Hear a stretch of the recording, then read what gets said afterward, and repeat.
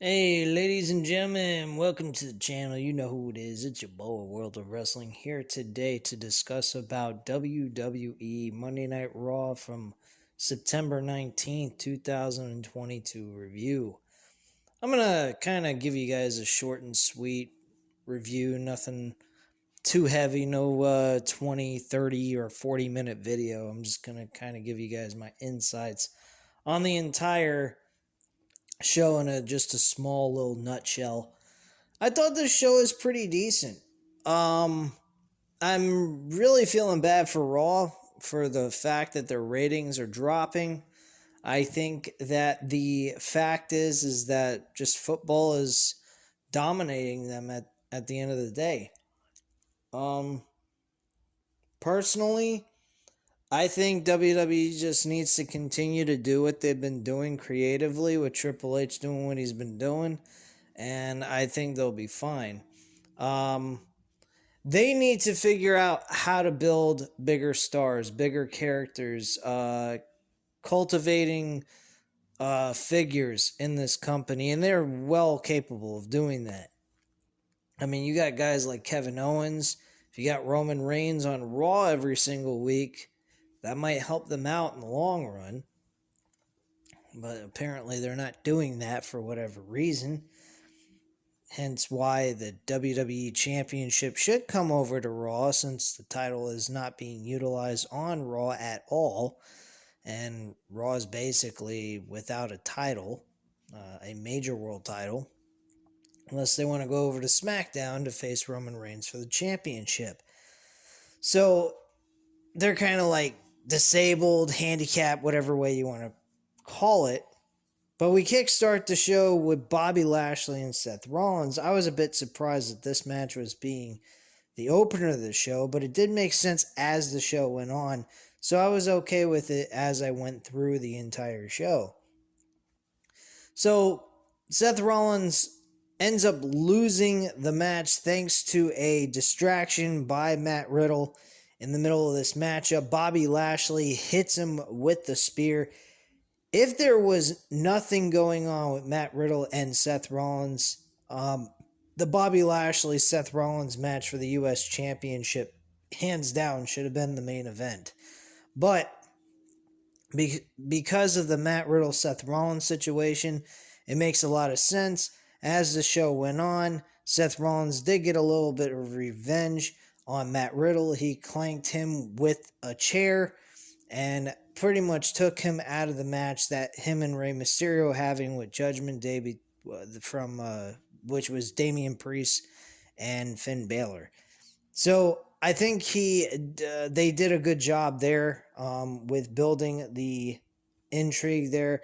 I do believe that there was a match announced by Matt Riddle that he wants Seth Rollins, getting tongue-tied here, that he wants to face Seth Rollins in a fighter pit match, which basically is the same match he had in NXT with Timothy Thatcher. It's basically a steel cage with a lion's den type of look to it. I think it's a great concept, a great idea. It should be the main event of the show between Seth Rollins and Matt Riddle at Extreme Rules. Speaking of Extreme Rules, Raw has another match announced. It will be Bianca Belair and Bayley for the Raw Women's Championship. That was announced at the end of the show. Bayley issuing the challenge. She wants a title shot at Extreme Rules. That could possibly be the main event of the show, for all we know. That's the case. Bianca Belair is losing that title in Philadelphia, hands down, without question. Just, that's the way I look at it, but I could be wrong. What else happened on the show? Oh yeah, Pete Dunn as Butch. Oh, good. I hope they change that name soon, because that name is ridiculous. And Ridge Holland went up against the Street Profits. They're the number one contenders to the Tag Team Championships. And they had a little small segment where they discussed about how they're going to beat the Usos for the tag team titles on SmackDown this coming Friday. so that they could go ahead and take over the tag team division. I don't have a problem with it, but I don't think the Usos are going to lose, unfortunately. I think we're going to see a great match from these two teams, but Usos will come out retaining their tag team titles. I don't think they're going to lose the tag team titles until around WrestleMania. That's my belief and my prediction. Speaking of other things that took place on this show, Miz and Tommaso Ciampa just before the main event of Bayley and Alexa Bliss. This was a terrible main event, by the way, to book as your main event. Bayley and Alexa Bliss is the main event. I could have done without, but they ended it with a nice ass beating to Bianca Belair with the Damage Control group beating her ass 3-on-1 and announcing that they will face each other at Extreme Rules for the Raw Women's Championship. So I guess that wasn't so bad at the end. But the match itself, I did not particularly care for. I lost interest in it. So did the fans and the audience. Audience were not exactly having a good time with that match. So much they weren't really cheering as much as they were throughout the entire show coming to this match. So, yeah, Bayley won her match against Alexa Bliss, obviously, or she wouldn't have been able to go ahead and do a challenge for the Raw Women's Championship. Going back to the original thing I was talking about, Ridge Holland and Pete Dunne went up against the Street Profits. It was a good tag team match. Good matchup. Not a lot of tornado tag action taking place throughout this entire match, unlike AEW. No offense, but their tag team wrestling ideas are kind of iffy on the rules that they are doing, because tag team wrestling is where a guy stands on an apron and the other guy's in the ring actually wrestling. Their tag team style is tornado tag team wrestling, so totally different. But in this matchup, it was a lot of tag teaming, a lot of tagging in and out. This was a very much like a tag team wrestling matchup, and it was a lot of fun. I always have a good time watching the Street Profits wrestle. I think that Montez Ford is a magnificent performer. And I actually enjoy Angelo Dawkins. He actually was pretty decent in this matchup. He really stood out in this match. In my book, I thought he was pretty good. And unfortunately, though, Ridge Holland and Pete Dunne win this matchup. And obviously, for good reasons, they're number one contenders. You don't want them losing going into their championship match opportunity. So kudos to Triple H acknowledging that and doing the right thing in the booking decision. I mean, we could see new tag team champions. I'm not saying it's not possible, but I am saying that the probability is not exactly high either. I think the booking decision is going to be keep the tag team titles on the Usos going into WrestleMania. I think that's when they're going to lose it. I think they're going to lose their tag team titles same time that Roman Reigns loses his world championship. That's just my feeling on that, and I think that's the direction they're going to go. What else happened on this show? Kevin Owens went up against Austin Theory. This was a good matchup. These guys had a matchup a few weeks ago. This match, it was pretty good. It told more of a story with Johnny Gargano being initiated into this storyline of this match at the end. I think this was actually a very good idea. It kind of took storylines from both ends and combined them together as one. And now Austin Theory has a rivalry with two guys at the same time, with Johnny Gargano and Kevin Owens at the same time. So this is actually rather good. Johnny Gargano at the end of this got involved, removed the Money in the Bank briefcase away from Austin Theory so he could not use it on Kevin Owens in the middle of the match. This distraction caused Austin Theory to lose with a pop-out powerbomb by Kevin Owens, and he got the 1, 2, 3 at the end of all of this.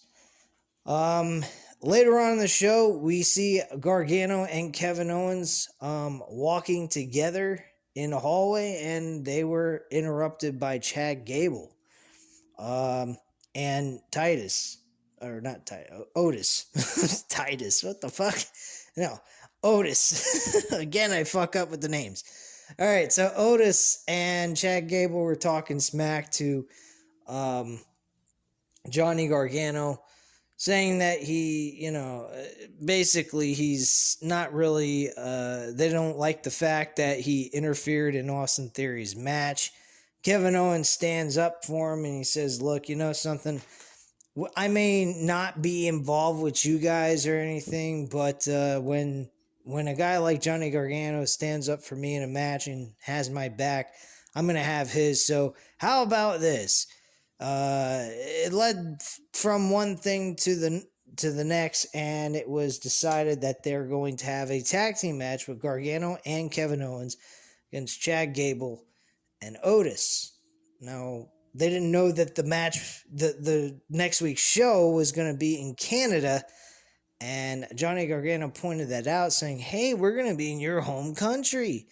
So we'll be able to kick their ass in your home country. That's pretty cool, isn't it? And Kevin Owens is like, yeah, that actually is. That's a great idea. Let's do it. And like, no, I mean 2 weeks from now. And he's like, no, you said next week. So that's what we're doing next week. Chad Gable kind of went ahead and was like, oh, fuck, I screwed up. So he was like, all right, fine, we'll do it next week. And that's basically it. So that's what took place there. We did not see Omos, thank God.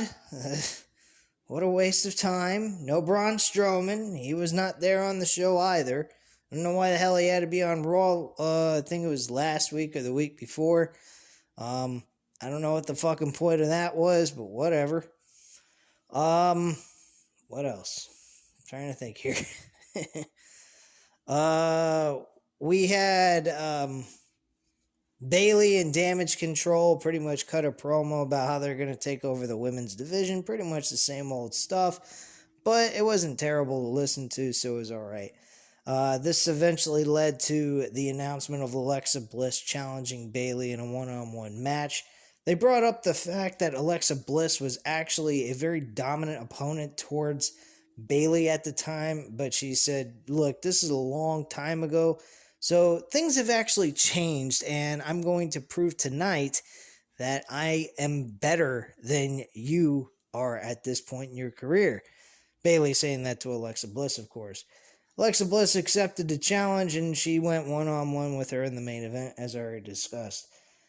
Trying to think what else happened on the show that I'm missing. Oh, yeah, we had Rey Mysterio and Matt Riddle up against Damian Priest and Finn Balor.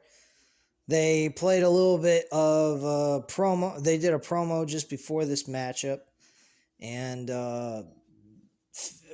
they're trying to get Dominic Mysterio to really stand out, and he really desperately needs somebody to be a mouthpiece for him because he barely spoke any words. I think they're trying to protect him from, failing and falling straight on his face. I think the blend of him with the Judgment Day is not bad, but I just don't feel that he is exactly ready for the big times at this point. I really think he needs to go to NXT. He needs some development. He needs to work on his ability to speak on a microphone. I just don't believe him. I think he's got a lot of swagger. I think the way he's dressed now is pretty cool. Stands out a little bit. But he is definitely still protected a lot. He's not being given the opportunity to speak for himself. He's got Rhea Ripley doing all that, basically calling herself Poppy, and eventually at some point calling herself Mama, which, weird. What is she, both? What the hell? Anyway, that was weird. But yeah, I heard at one point she called herself Mama. This is sick. Anyway, they're all saying he's a man, he stood up for himself, he's on his own. and he's pretty much being his own self instead of living in the shadows of his father. This eventually led to Rey Mysterio, Matt Riddle finally interrupting this whole entire segment and just getting the match started. The match itself was not all that bad. I think it was a good, decent tag team wrestling match. But, it was what it was. And Seth Rollins, like I mentioned earlier, went ahead and interfered in the match to give Matt Riddle and Rey Mysterio a loss. Finn Balor hit the coup de grace on Rey Mysterio after Damian Priest connected with the South of Heaven chokeslam, and that was basically it, and Finn Balor won the match for his team.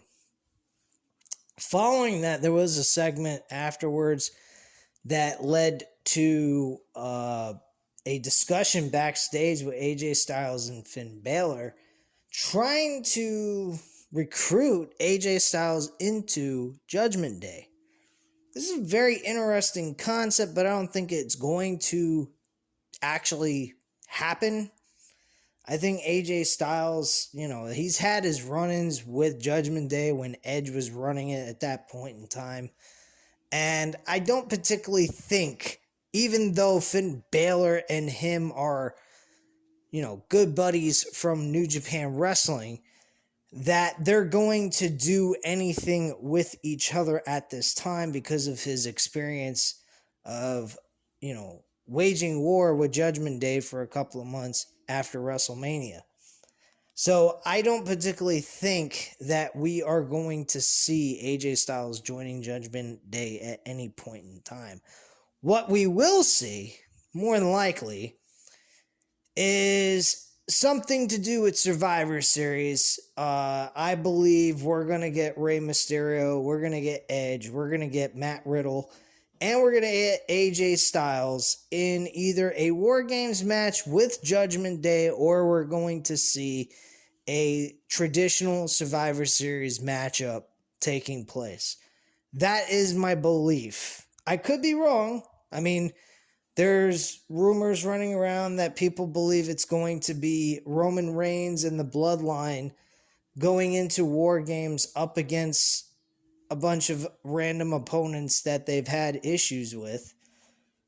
I don't particularly like that idea. I think that the Bloodline need to defend their titles. The Usos need to defend tag team gold, and I think that Roman Reigns should defend his world championship at the Survivor Series pay-per-view, and let the War Games be among actual rivalries that are taking place, like the one I just mentioned. I think that would be an excellent way to help out AJ Styles, get him into a very important matchup that will main event the show. I think that will help Edge with pretty much ending the whole storyline of him and Judgment Day and finally getting his revenge and ending, well, not really ending Judgment Day, but pretty much showing that he is the most dominant one of the guys that were in Judgment Day, pretty much ending his beef with them at that point and being the end-all, be-all to this whole thing. Rey Mysterio getting some revenge on what his son has done to him, betraying the family and all that stuff. Matt Riddle has had some beef being developed. And of course, AJ Styles, who I just mentioned, will help him get back on the high horse that he should be on and riding high in this company and being a big top name that he should be, but is not. He's kind of had some lackluster development and storylines, and put him in this and have him resolve his issues with Judgment Day. That's the way I view it. I think that is probably the best way to go for War Games, is Judgment Day versus all four guys have had issues with Judgment Day. Judgment Day with Matt Riddle has been somewhat of a development taking place, but a very small development because Matt Riddle is also busy with Seth Rollins. So, I mean, there's options here for War Games. I don't think we're gonna see normal traditional Survivor Series matchups. I think the War Games is your traditional Survivor Series matchups. Just my own opinion, my thought there. There's been no mention that traditional Survivor Series matches are not going to be at the pay-per-view, so I could be wrong, but I am going to take just a guess that there's going to be no traditional Survivor Series matches. It's going to be War Games as the traditional Survivor Series matchups to begin with. So that's just my thought on that. Let me know what you guys think in the comments down below about that thing, that whole situation. And I think that's about it. I think I covered all the more important things on the show.